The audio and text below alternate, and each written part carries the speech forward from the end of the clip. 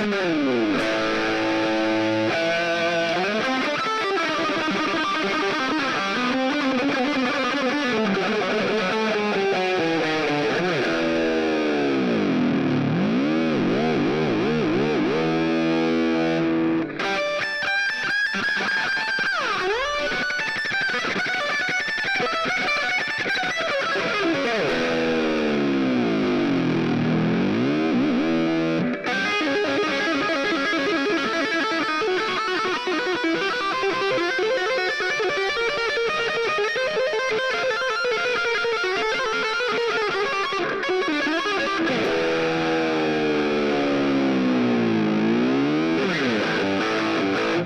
everybody, it's TR.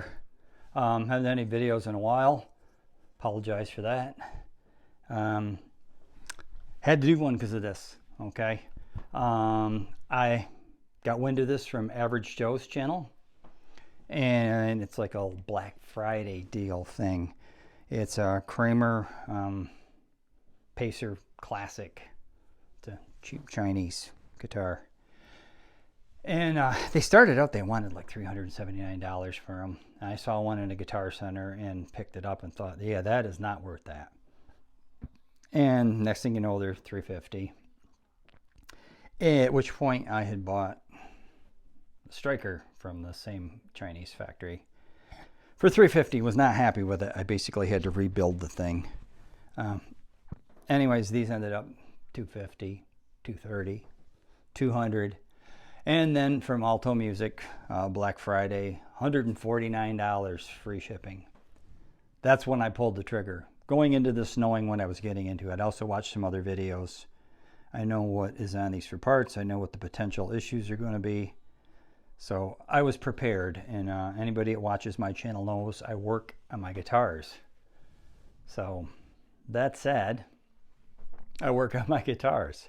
So I'm just going to go over this and tell you what I think of it and everything that I had to do to it. Out of the box, it was a turd, okay? That's no question about it. So if you're not handy with setting up guitars and working on them, yeah, it's not a deal. So where do we want to start? Well, we start at the top. Tuners. So. I got 4 of them that work really nice, 2 that feel a little grindy. I think it's the bushings in them. I might try swapping out. I've got like a lot of leftover parts. I might try putting some different bushings in there and see if they smooth out. I could grab some other tuners for it because they're actually getting pretty affordable now. And we'll jump to the end and ruin the surprise. I like this now that I've done all the work to it. So that's that. The locking nut, it's a Floyd Rose R2. It's a Floyd Rose Special. It is made by Floyd Rose. I would say it's their bottom, but it's not. There's one even lower. Like if you get a Jackson or some of the Squire contemporaries, they will say Jackson by Floyd Rose or Squire by Floyd Rose. They're even a little cheaper than these. So what's the difference between this and say a Floyd Rose 1000? They're both coming out of the Korean factory. This has a bunch of parts in it that are not, they're zinc alloy, they're not hardened steel. The base plate on the good ones will be hardened steel base plate. This is spot hardened, which means the part that does business has been hardened. The rest of it isn't. Spot hardened is going to be just as good as far as your knife edges and your posts go, but of course nobody's going to believe me, so your mileage may vary. So that's that. You notice they have a black trem bar on here, and that's because the Floyd Rose Special comes with a trem bar, and I will do some cutaways and I'll show you. It has a nylon bushing that holds it in place as you tighten it down. And what happens with the nylon bushing is it comes loose as you use it, and you have to constantly keep tightening it. I'll also show you on one of my 1000 series. It has like a brass washer and a pin mechanism. Those work great. I have some of those I bought to put on my Floyd Rose Specials. I was buying them. They're like $28 to $30. And getting harassed. $28 to $30. And I found out from another YouTuber, Adam's Guitars, that the push-in ones are like $17 and they stay where you put them. So they're $10 cheaper, and they're Anyhow, why is it black? Because I had one already, okay? So that's why it's black. I had one already. The neck. Love the neck. The neck on that striker I have is a little bigger around than I liked. This thing is thin. This thing feels like a souped up Strat neck. I mean, it's even flatter. I can show you what this neck feels like right here. It feels like the neck on this thing. That's what it feels like. Really thin. What don't I like about it? The frets could be bigger. They say they're medium jumbo. They're not. They're not. Medium maybe, not medium jumbo. Kind of a raw wood feel to the neck, which with a cheap guitar you're going to get. That's fine. Oh, comes with tools on there. Anyhow, pickups supposed to be Alnico 5s. They sound okay to me. What did I need to do to them? They were flopping all over the place. And he took them off, put some foam under them, put them back down so they'll kind of stay where I want them. Joe cut his hands on the sides of his. He had sharp fret edges. Mine weren't bad, but on all of my guitars that have any sharpness at all, I roll the edges a little bit with a little sandpaper. I have a file that I do the fret ends with. I polish the frets. If you know how to do this, you know it's great. And if you don't, well, the guitar's not going to be very comfortable to play.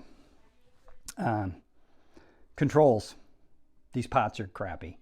They're basically off and on switches. I haven't even opened it up to look inside. It doesn't clean up as you turn it down. That could be the pickup. Could be the pot.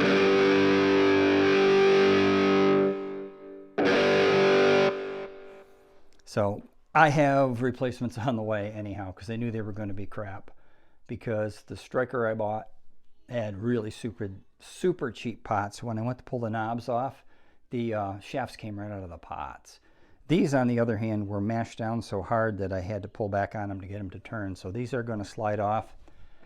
Odds are, though, they're not going to fit on the CTS pots I've got coming. So I 3D printed some knobs, some little skulls on them to get me by for the meantime. You realize that metal knobs cost as much as the potentiometers do, if not more. It's crazy. What else to tell you about this? So like I said, I've done a lot of work on it. Future me here.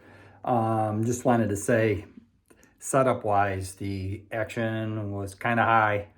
So I dropped the action down. I set my trims up, my Floyd Roses, to dive only. So I sanded a little wooden block down and installed it so it doesn't pull back, it dives only, which that helps greatly with the tuning stability on a Floyd, especially a cheaper one. And truss rod needed a little bit of turning to polish this Turd, and to the point where it's a really nice guitar now. I've been working. It's 7 o'clock tonight. I got it probably around 2 o'clock this afternoon and probably worked about 4 hours on it. 3 hours, 4 hours. The striker, the nut was a little high, and I've noticed some people that have reviewed these had to lower their nut. My nut is good. It's the perfect height. There again, more work on it. What you do is you put some adhesive sandpaper on the back of the current nut that's in it. You take it off first. Put adhesive sandpaper on it and then use it to sand back and forth to lower your nut. This one was good. I was afraid it was going to have that issue too. So I went into this knowing what I was getting into. For me, the $150 was a great deal. For the average person, it's not going to be.